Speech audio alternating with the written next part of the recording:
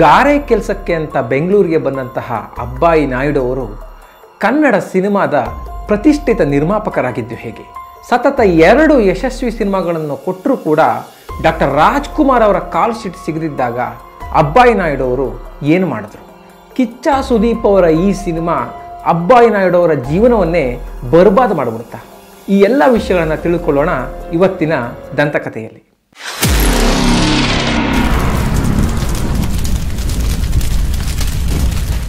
ಸ್ನೇಹಿತರೆ, ನೀವೆಲ್ಲ ಅಬ್ಬಾಯಿ ನಾಯ್ಡು ಅವರ ಹೆಸರನ್ನು ಕೇಳಿರ್ತೀರ.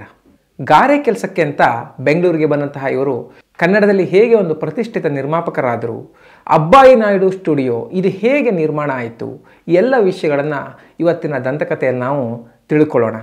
ಅಬ್ಬಾಯಿ ನಾಯ್ಡು ಅವರು ಗಾರೆ ಕೆಲಸಕ್ಕೆ ಅಂತ ಚಿತ್ತೂರಿನ ಒಂದು ರಂಗಾಪುರದಿಂದ ಬೆಂಗಳೂರಿಗೆ ಬರ್ತಾರೆ. ಗಾರೆ ಕೆಲಸದಿಂದ ಮನೆಯನ್ನು ಕಟ್ಟುವಂತಹ ಒಂದು ಕಾಂಟ್ರಾಕ್ಟರ್ ಆಗ್ತಾರೆ.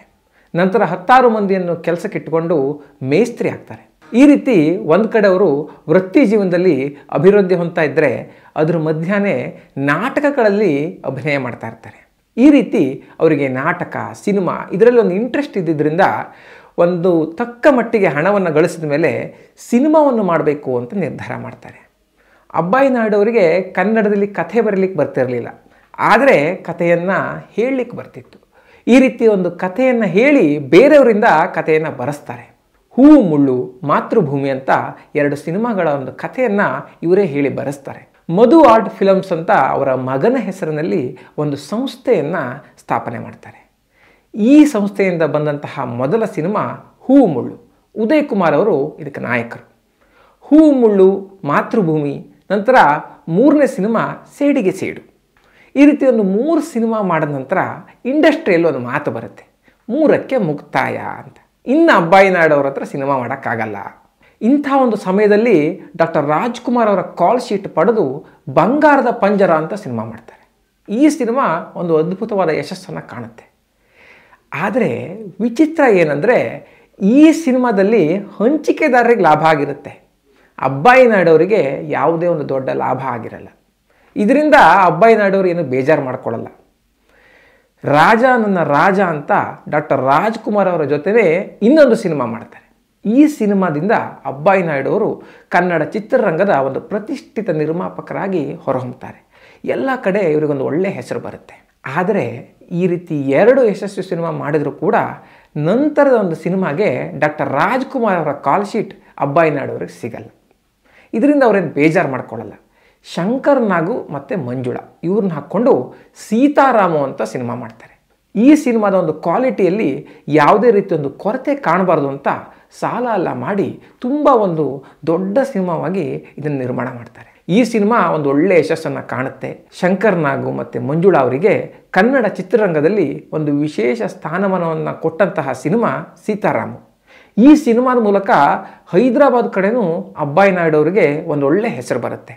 ಹೀಗಿರುವಾಗ ತಾನು ಮಾಡ್ತಿರೋ ಸಿನಿಮಾಗೆ ಅಷ್ಟೇ ಒಂದು ಗುಣಮಟ್ಟದ ಒಂದು ಸಲಕರಣೆ ಸಿಗ್ತಿಲ್ಲ ಅಂತ ಅಬ್ಬಾಯಿ ನಾಯ್ಡು ಅವ್ರಿಗೆ ಅನಿಸುತ್ತೆ. ಸರಿ, ಬೇರೆ ಸ್ಟುಡಿಯೋದಲ್ಲಿ ಸಿಕ್ಕದಿದ್ರೇನಂತೆ, ನಾನೇ ಒಂದು ಸ್ಟುಡಿಯೋ ಮಾಡೋಣ ಅಂತ ಅವರ ಮನಸ್ಸಿನಲ್ಲಿ ಒಂದು ವಿಚಾರ ಬರುತ್ತೆ. ಈ ರೀತಿ ಈ ಒಂದು ಸ್ಟುಡಿಯೋದ ಕನಸು ಅಬ್ಬಾಯಿ ನಾಯ್ಡು ಅವರಲ್ಲಿ ಆರಂಭ ಆಗುತ್ತೆ. ಈ ಸ್ಟುಡಿಯೋದ ಕನಸು ಒಂದು ಕಡೆ ಇದ್ದರೆ ಇನ್ನೊಂದು ಕಡೆ ಸಿನಿಮಾ ಮಾಡೋದನ್ನು ಅಬ್ಬಾಯಿ ನಾಯ್ಡು ಅವರು ನಿಲ್ಲಿಸೋದಿಲ್ಲ.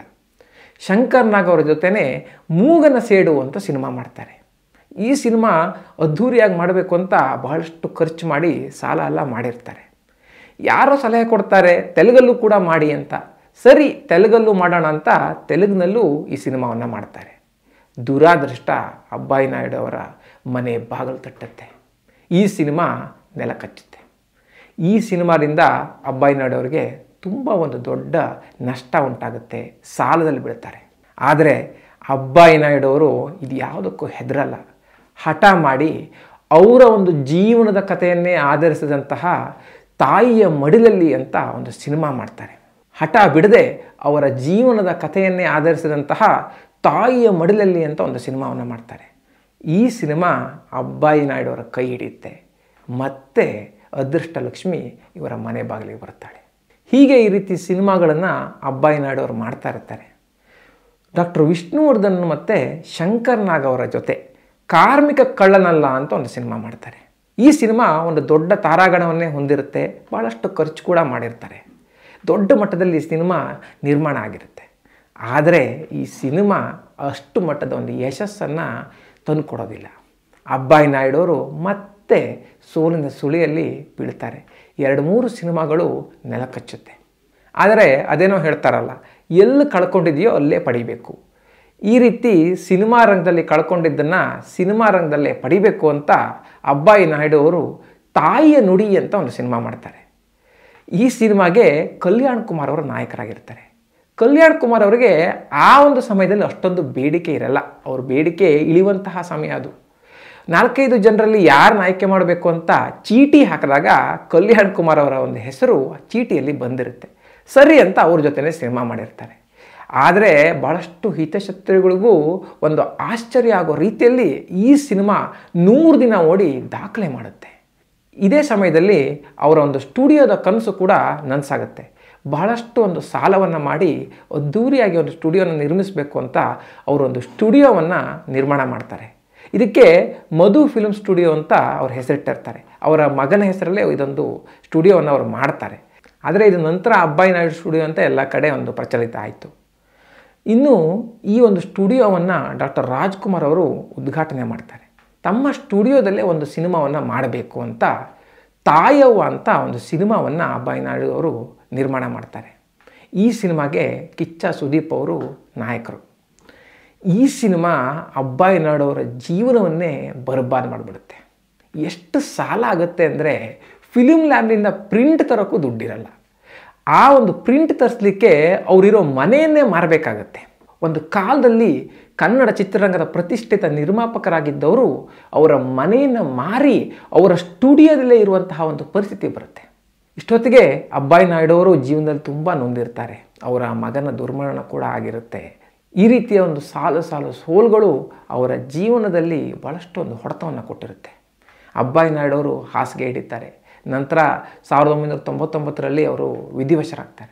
ಆದರೆ ಏನೇ ಇರಲಿ, ಬೆಂಗಳೂರಿಗೆ ಗಾರೆ ಕೆಲಸಕ್ಕೆ ಅಂತ ಬಂದಂತಹ ಅಬ್ಬಾಯಿ ನಾಯ್ಡು ಅವರು ಸಾಲಾಗಿ ಸಿನಿಮಾಗಳನ್ನು ನಿರ್ಮಾಣ ಮಾಡಿ ಒಂದು ಒಳ್ಳೆಯ ಸ್ಟುಡಿಯೋವನ್ನು ಕಟ್ಟಿದ್ದು ದೊಡ್ಡ ಸಾಹಸನೇ.